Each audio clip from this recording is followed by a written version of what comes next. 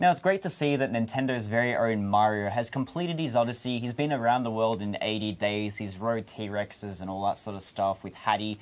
And now he's gone into his post-Odyssey vacation with a whole bunch of myriad of sports title spin-offs. One of these in particular is Camelot's very own Mario Tennis Aces. He's finally back onto the courts, wreaking havoc, smashing, slicing, and drop-shotting everywhere. And I'm here joined with Jason. We're going to be talking about the nuances of Camelot's latest and greatest sports offering. So being the old man, it's best that I look back. It had a heyday. Mario Tennis had a heyday. Game Boy Color, N64, and probably GameCube. Game Boy Advance. Game Boy Advance, yeah. Yes. Okay. Very good era for it. The RPG mode of Game Boy Color was, it's hard to beat. It's such a good mode. It was a mode that nobody asked for either, but... It just came out of nowhere. Yeah. It was when they were given a little bit more, especially in the Game Boy Color days and Game Boy days, they were allowed to be a little bit fast and loose with how they did a lot of these licenses. Since then, a lot of the Mario Tennis games have been lackluster. In a lull period. I'm being polite when I say lackluster. They haven't been great. And so with Mario Tennis Aces, it looks like they've tried to rekindle at least some of the magic. Yes, absolutely. So aside from some of the free play modes, we'll get into the gameplay in a second because there's a sizable chunk of the title. There are a couple of tidbits of the game involved, including adventure mode, which seems to be a promised return for the RPG adventure leveling up. Unfortunately, does fall a little bit. Well, I imagine it's more, it introduces all of the new kind of elements. It introduces, like, you play a lot of tournaments against people and stuff, but then it's like, now you play against Petey Piranha, and now you play, like, I imagine that's what adventure is. Am I off the mark there? Yeah, it's a case of like, oh, we're going on this massive adventure collecting a whole bunch of stones, but everyone doesn't fight each other. They all play tennis. So again, it's whimsical, it's funny, it's stupid. The dialogue also, they have a little bit of fun with the dialogue in particular. Well, that's like, good at least. Almost Alpha Dream-esque. But the thing is, though, while it teaches really good fundamentals, it doesn't really seem to overstay its welcome in any sense. Like, there's no characters you can import and play in the free play title. It's kind of... Here's the fundamentals of the game, and then that's it. Like, you'll never go back to it. Here's a single-player mode that'll get you through the first 5 to 10 hours of the game. Now go play against your friends. Hopefully you got friends.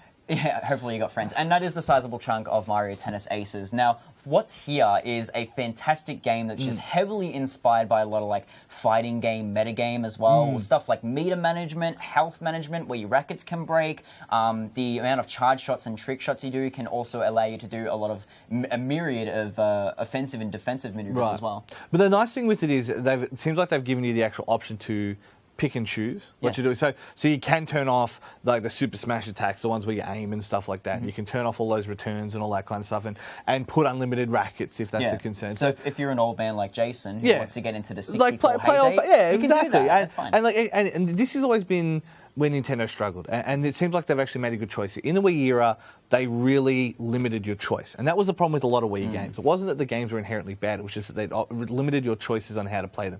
It seems like Mario Tennis Aces, they've at least offered you the options to play it the way you want to play it. Exactly, and I think that's customization as well is fantastic, and it's a welcome response to some of the previous titles in the game where it's like, well, if you're not going to play this way, then too bad. Especially in the 3DS version, the Wii U version. So they've really kind of gone back to the drawing board and taken that criticism on board, which is great. I mean, there hasn't been a very good Camelot sports game in quite some time, and it's great to see. And we're never getting a Golden Sun, so we're never going to get another Golden Sun. But it seems to be a halfway return to form. Again, there are some problems there, and there's some kinks that need to be reworked, like the adventure mode. Just give us a proper RPG mode. Stop dancing around. Let's have a proper RPG mode. Again, it seems to be a response to a lot of the consumer feedback, where a lot of them didn't want the RPG mode, but that's not us. At the same time, though, it does seem like at the very least the fundamentals are there. So that's at least an encouraging sign from them. They've gone back to bringing back those fundamentals that made Mario Tennis such a compelling game. And honestly, it's probably the most engaging tennis game I've played since probably Smash Court. So despite the fact that there are a couple of issues with content, and if you're the kind of person who complains about not having a proper story or having friends, or having friends, exactly, or not having a wireless router, but that's a different story. It's 2018. Come on, guys. You're going to have a fair amount of fun with Mario Tennis, as long as you can sit there and go, okay, I'm not going to touch that adventure mode again, but I'm going to play online, I'm going to play with friends. It's kind of going to live or die based on how good the netcode is, which is, it's palpable. But for the most part, I still had a fantastic time with it, and it's going to be a game that's going to be stuck in my game card slot for quite some time. Not a euphemism.